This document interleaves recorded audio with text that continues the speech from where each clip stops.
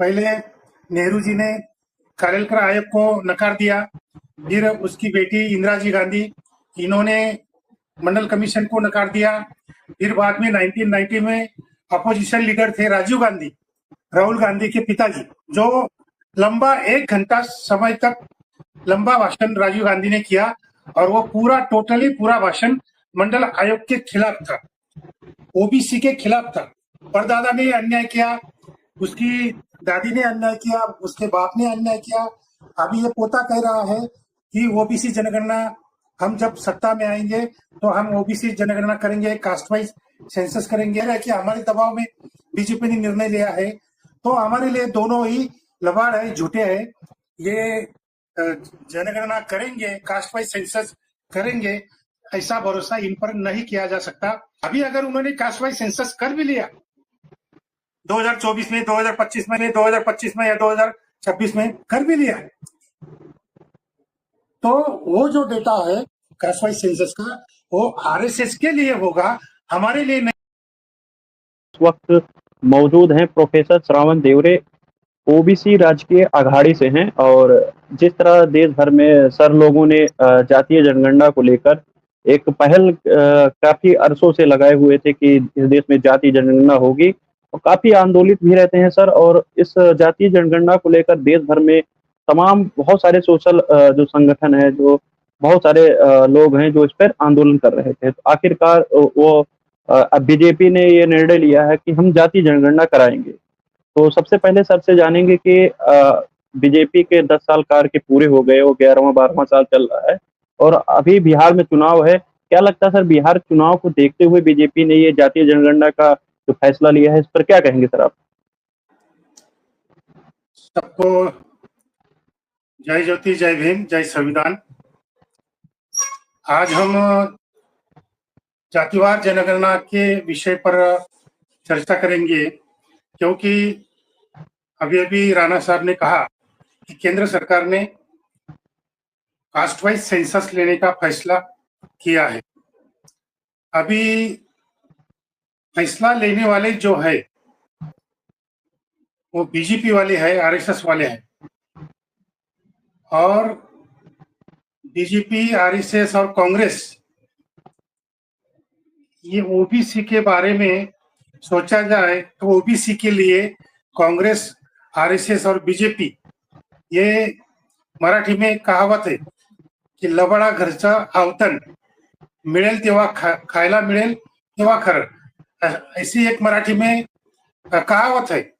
इस कहावत का अर्थ ऐसा होता है कि झूठे आदमी का जो निमंत्रण है कि आज मेरे घर पे खाने के लिए आ जाओ, ऐसा निमंत्रण जो देते हैं जो लोग, अगर वो झूठे हैं, तो जब आप उसके घर में जाएंगे वो आपको खाना खिलाएगा, और फिर बाद में आप कहे कि उन्होंने मुझे जो न्योता दिया था वो न्योता सच्चा था और मैं उसके घर में जाकर खाना खा के आया, तभी भरोसा करना।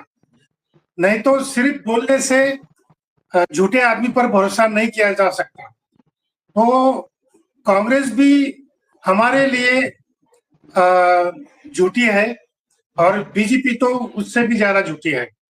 क्योंकि देखो, कांग्रेस ने भी 1955 से, खालिलकर कमीशन से अगर हम सोचे तो 1955 से लेकर आज तक कांग्रेस ने हमारे साथ अन्याय किया है।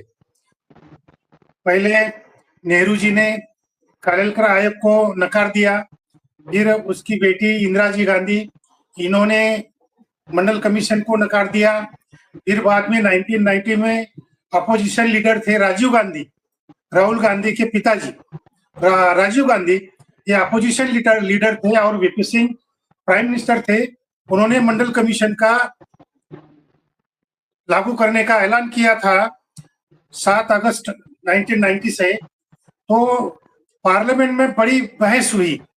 पार्लियामेंट में उस बहस के वक्त अपोजिशन लीडर के नाते से जो लंबा 1 घंटा समय तक लंबा भाषण राजीव गांधी ने किया, और वो पूरा भाषण मंडल आयोग के खिलाफ था, ओबीसी के खिलाफ था। तो अभी ये जो देखो, परदादा ने अन्याय किया, उसकी दादी ने अन्याय किया, उसके बाप ने अन्याय किया।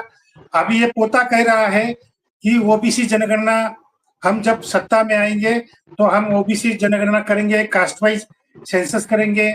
और उनके दबाव में वो कह रहा है कि हमारे दबाव में बीजेपी ने निर्णय लिया है। तो हमारे लिए दोनों ही लबाड़ है, झूठे हैं। ये जनगणना करेंगे, कास्ट वाइज सेंसस करेंगे, ऐसा भरोसा इन पर नहीं किया जा सकता। जैसे कि राणा साहब आपने कहा कि बिहार इलेक्शन नजदीक आया है और बिहार में नीतीश कुमार जी ने कास्ट वाइज सेंसस किया है, तो वहाँ के ओबीसी जो है वो बहुत ज्यादा तौर पर पॉलिटिकली और सोशली जागरूक हो गए हैं। अवेकनिंग उनका बहुत बढ़िया हो गया है और नीतीश कुमार के दबाव में बीजेपी ने ये फैसला किया है, ना कि कांग्रेस के दबाव में। ये पहली बात आप समझ लेना चाहिए कि बिहार में नीतीश कुमार चीफ मिनिस्टर है और नीतीश कुमार जी ने ही बीजेपी को कहा होगा कि अगर आप कास्ट वाइज सेंसस को सपोर्ट करेंगे या फैसला लेंगे तभी हम बिहार में चुनाव जीत सकते हैं। नहीं तो लोग कहेंगे कि नीतीश कुमार ने तो कास्ट वाइज सेंसस कर लिया, लेकिन नीतीश कुमार जिन बीजेपी पार्टी के साथ में है वो बीजेपी पार्टी तो कास्ट वाइज सेंसस को सपोर्ट नहीं कर रही है। वो तो सुप्रीम कोर्ट में उसके खिलाफ लिख कर दे रही है। और कास्ट वाइज सेंसस के बाद जो आरक्षण की मर्यादा बढ़ाई नीतीश कुमार ने, लगभग 75% तक टोटल आरक्षण उन्होंने किया है। ओबीसी का बढ़ाया है, दलितों का बढ़ाया है, आदिवासियों का ही बढ़ाया है। तो ऐसा बढ़कर वो आरक्षण अभी हो गया है 75% तक। तो सुप्रीम कोर्ट ने उस पर तुरंत रोक लगा दी है।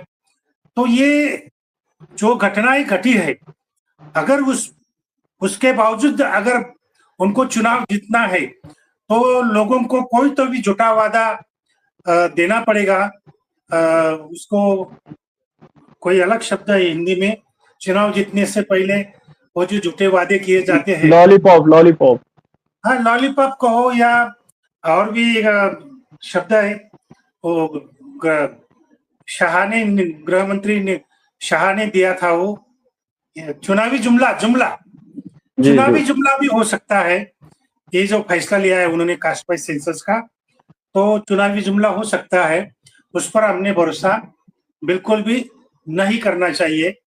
और एक बात ओबीसी ने ध्यान में रखनी चाहिए कि कास्ट वाइज सेंसस हो या आरक्षण बढ़ाने का मामला हो, जो भी ओबीसी के बारे में, दलित आदिवासी के बारे में उनके हित में अगर कोई फैसला लेना है तहे दिल से, तो उसके लिए हमारे सामने जो एक आदर्श है वो है तमिलनाडु का आदर्श। तो वो तमिलनाडु का आदर्श अगर हम सामने रखकर काम करेंगे तभी कास्ट वाइज सेंसस होगा और आरक्षण की मर्यादा भी बढ़ेगी और सबका आरक्षण बढ़ेगा। जी, जी। सर देखने को मिल रहा है कि जो आपने अभी क्रेडिट जिस जिस तरह देखने को मिला कि कांग्रेस भी अपना पीठ थपथपा रही है कि हमने राहुल गांधी ने हाँ, ये पार्लियामेंट में आवाज़ उठाई, लेकिन देखने को मिल रहा है कि कई दशकों से जो बहुजन नेता खास करके आप जैसे तमाम लीडर जो हैं, बढ़-चढ़कर कास्ट सेंसस कराने के लिए प्रतिदिन हर जिले में, हर शहर में एक कार्यक्रम चल रहा है और इसका क्रेडिट देखने को मिल रहा है कि बीजेपी के अलावा कांग्रेस को दिया जा रहा है, वो मेन स्ट्रीम मीडिया में ऐसा कुछ दिखाया जा रहा है। तो क्या कहेंगे सर एक बार फिर से ओबीसी को लूटने के लिए, क्योंकि उस समय जब मंडल कमीशन आया तो जैसे राम यात्रा निकाला गया और उस मंडल के विरोध में कमंडल का कार्यक्रम चलाया गया। तो क्या लगता है बिहार चुनाव और तमाम ऐसे मुद्दे जो कि अभी पहलगाँव का अटैक हुआ उसका फ़ायदा बीजेपी को नहीं मिलते हुए नज़र आ रहा है। तो कहीं न कहीं लोग जागृत हो रहे हैं, इसकी वजह से ओबीसी का वोट लूटने के लिए ऐसा मामला लाया जा रहा है क्या सर? नहीं देखो, अभी जैसे ही मंडल कमीशन सामने आया और 1984 से ओबीसी ज्यादा जागरूक होने लगे। 1980 को मंडल कमीशन का रिपोर्ट पार्लियामेंट में रखा गया। 1981 में तब इंदिरा जी प्राइम मिनिस्टर बनी थी।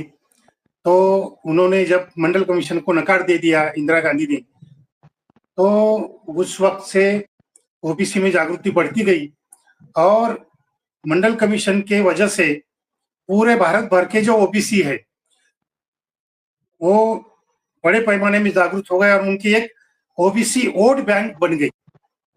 ओबीसी वोट बैंक बनने लगी, तैयार होने लगी।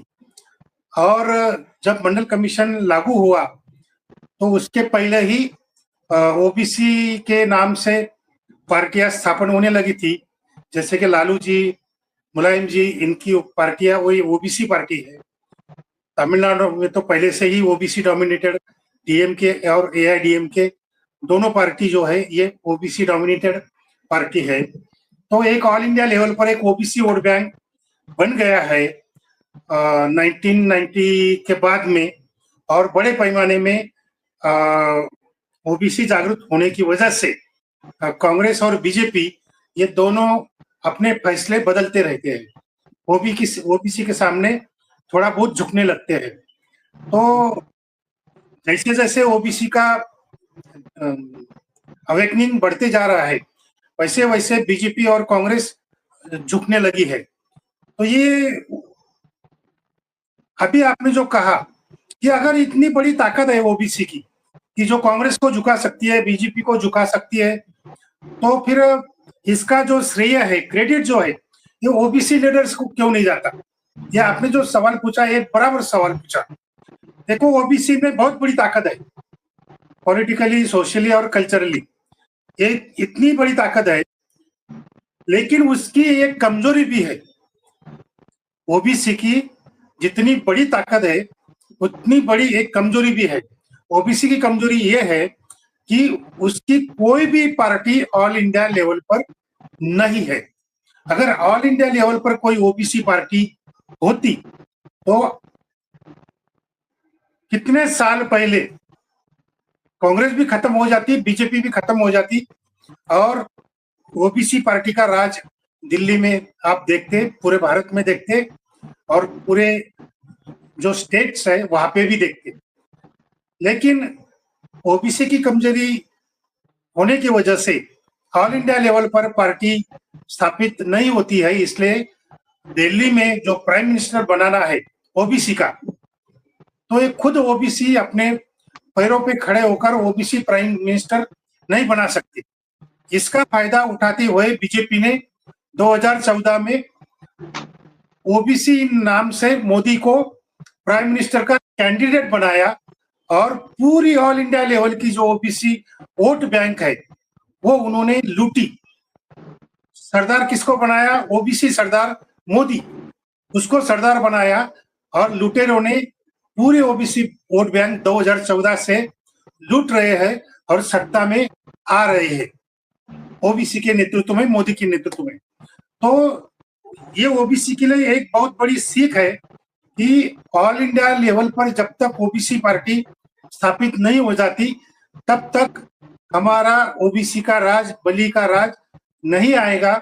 और कास्ट वाइज सेंसस या आरक्षण बढ़ाने का मामला हो, कोई भी दलित आदिवासी ओबीसी का हित का मामला हो, वो पूरा नहीं होने वाला जब तक ओबीसी पार्टी सत्ता में नहीं आ जाती।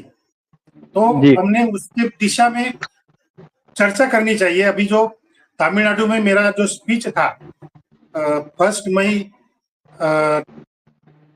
22 को चेन्नई में, तो वहां पे चेन्नई में मैंने मेरे लेक्चर में यही बताया कि तमिलनाडु के ओबीसी लीडर्स ने अभी हिंदी भाषा का द्वेष करना, हिंदी भाषा से नफरत करना छोड़ देना चाहिए। हिंदी का विरोध करो लेकिन हिंदी से नफरत मत करो, क्योंकि हिंदी से नफरत करने की वजह से तमिलनाडु पूरे भारत से कट गया है।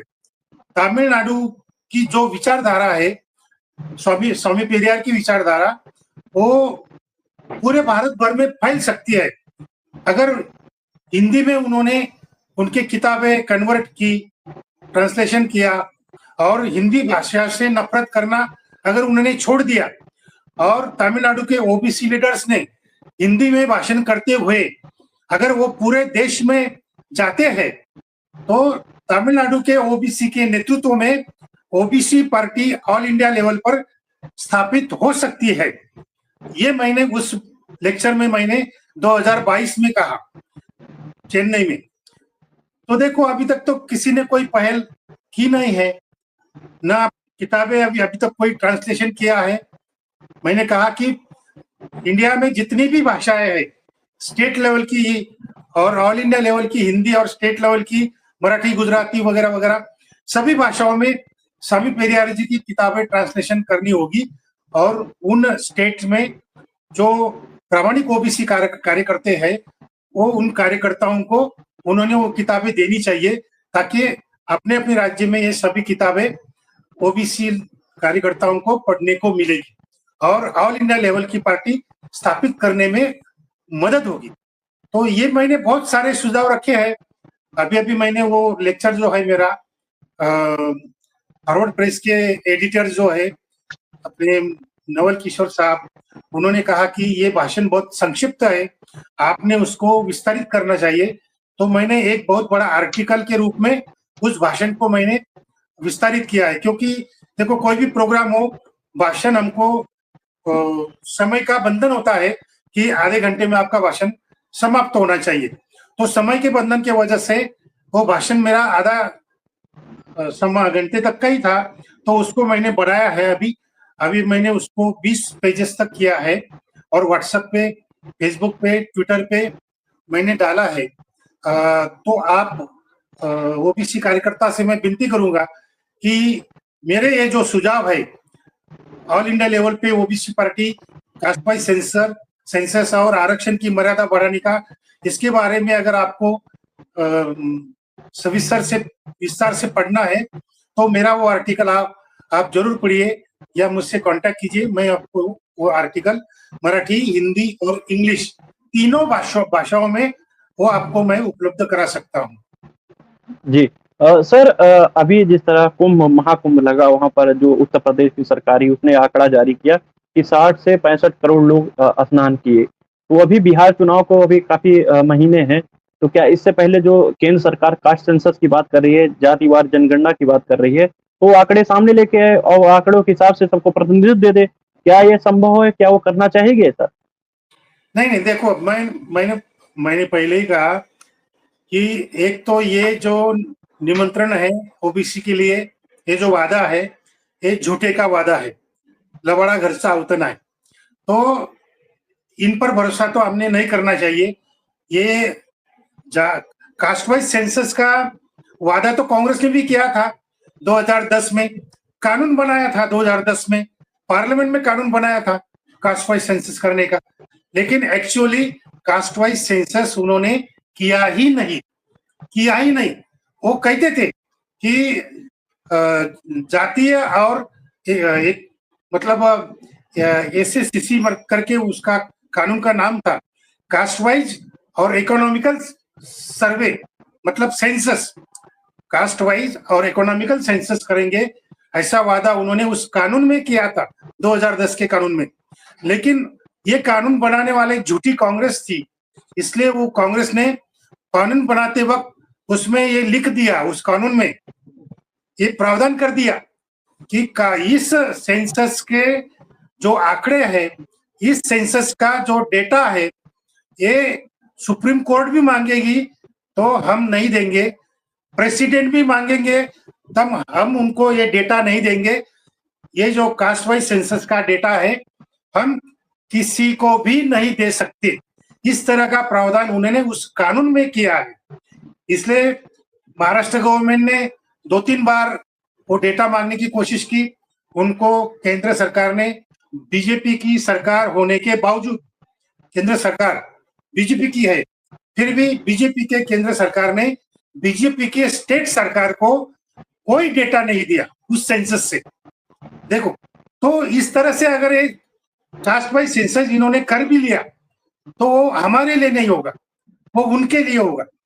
उनको कास्ट वाइज सेंसस के आंकड़े, देखो जाति व्यवस्था खत्म करने के लिए डेटा चाहिए। किसी भी चीज को अगर हमको निर्माण करना है या उसको खत्म करना है या उसको बढ़ाना है, तो साइंटिफिकली जब तक हमें उस चीज के बारे में डेटा नहीं मिल जाता तब तक उस चीज को हम निर्माण भी नहीं कर सकते, और अगर निर्माण की है किसी ने तो डेटा के अभाव में उसको हम खत्म भी नहीं कर सकते।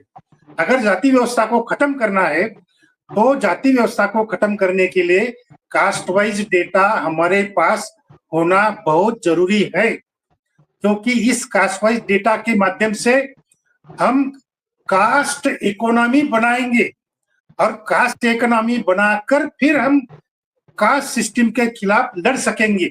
जब तक हमें जाति का अर्थशास्त्र हम बनाएंगे नहीं, जब तक जाति का अर्थशास्त्र हम बनाएंगे नहीं, तब तक जाति के खिलाफ हम आखिरी तक लड़ाई नहीं कर सकेंगे। तो 2011 में जो कास्ट वाइज सेंसस कांग्रेस सरकार ने किया, उसका डेटा उन्होंने किसी को भी नहीं दिया। वो डेटा सिर्फ आरएसएस के लिए था, क्योंकि आरएसएस को जाति व्यवस्था को और मजबूत करना है, जाति व्यवस्था को और निचले स्तर पर ले जाना है, और नई जाति व्यवस्था उसको आरएसएस को बनानी है। तो ये करने के लिए भी उनको कास्ट वाइज डेटा की जरूरत थी, तो उन्होंने 2011 में कास्ट वाइज सेंसस किया। वो आरएसएस के लिए था, हमारे लिए नहीं था, ये बात ध्यान में रखो। अभी अगर उन्होंने कास्ट वाइज सेंसस कर भी लिया 2024 में, 2025 में या 2026 में कर भी लिया, तो वो जो डेटा है कास्ट वाइज सेंसस का वो आरएसएस के लिए होगा, हमारे लिए नहीं होगा। अगर वो आप कहेंगे कि कास्ट वाइज सेंसस कर लिया, अभी जिसकी जितनी संख्या है उसको उतना आरक्षण दे दीजिए, अगर ये आप मांग करेंगे और अगर केंद्र सरकार ने आपको आरक्षण बढ़ा भी दिया, अब 50% कर भी दिया, तो सुप्रीम कोर्ट उसको तुरंत रोक लगा देगी और कास्ट वाइज सेंसस का आपको कोई उपयोग नहीं होगा, आपको कोई हित नहीं होगा उससे।